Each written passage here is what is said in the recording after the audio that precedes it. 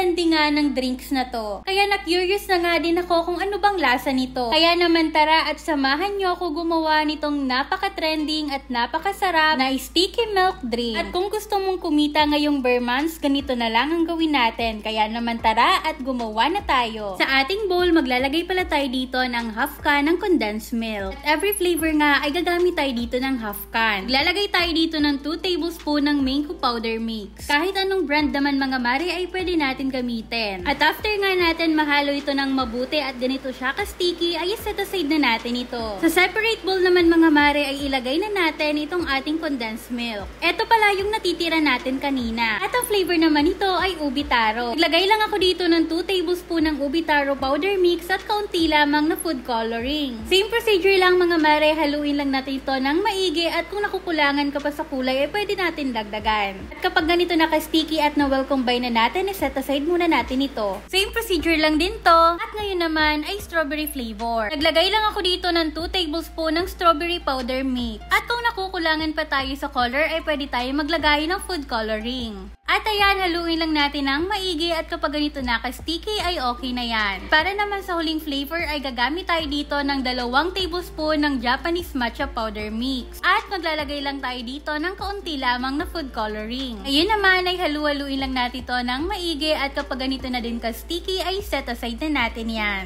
At yes mga mare, eto na ang nagawa natin na 4 na flavor ng sticky milk. Ayun naman ay i-ready na natin ang ating cup. Gamit pala tayo dito ng 16 ounce ng cups. At maglalagay na tayo dito ng ice cubes. Gumamit din pala ako dito ng fresh milk. Ngayon naman ay ilagay na natin itong ating strawberry mixture. Reminder lang na itong isang bowl na ginawa natin ay good for 2 drinks na. Huwag natin ibuhos lahat dito sa isang cup natin dahil sobrang tamis na niyan. At ito pang natitira ay good for 1 drinks pa. Paano natin ito at ready na ang ating strawberry sticky milk. Ganito lang ang gagawin natin sa mga natitira pa. Repeat the procedure lang mga mare at napaka-easy lang yan gawin. Bali, half din ng mixture na to ang ilalagay natin sa ating cup. Ngayon naman ay takpan na natin ito at ready to serve na. Ngayon naman ay itong ubi taro. Ilagay na natin ang ating ice at itong ating fresh milk. O diba, napaka-perfect talaga ng recipe na to. O diba, matitikman na natin ang pinagmamalaki ng Thailand. At in fairness ha, kahit nasa bahay ka lang ay kayang-kaya mo tong gawin. Yes mga mare, pwedeng-pwede mo tong pagkakitaan. At eto naman pala ang pinaka-favorite ko sa lahat. Etong matcha sticky milk drink. Napaka-rich nga ng matcha flavor nito mga mare at lasang-lasa mo din talaga yung creaminess ng milk. O diba, napakadali lang talaga gumawa nitong 4 flavored na sticky milk drink. Para naman pala sa list ng mga ingredients, ilalagay ko na lang dyan sa comment section. Kaya ano pa maring hinihintay mo, try mo na din gumawa nitong napakasarap na sticky milk drink. Yun lang muna, follow for more pang negosyo recipe.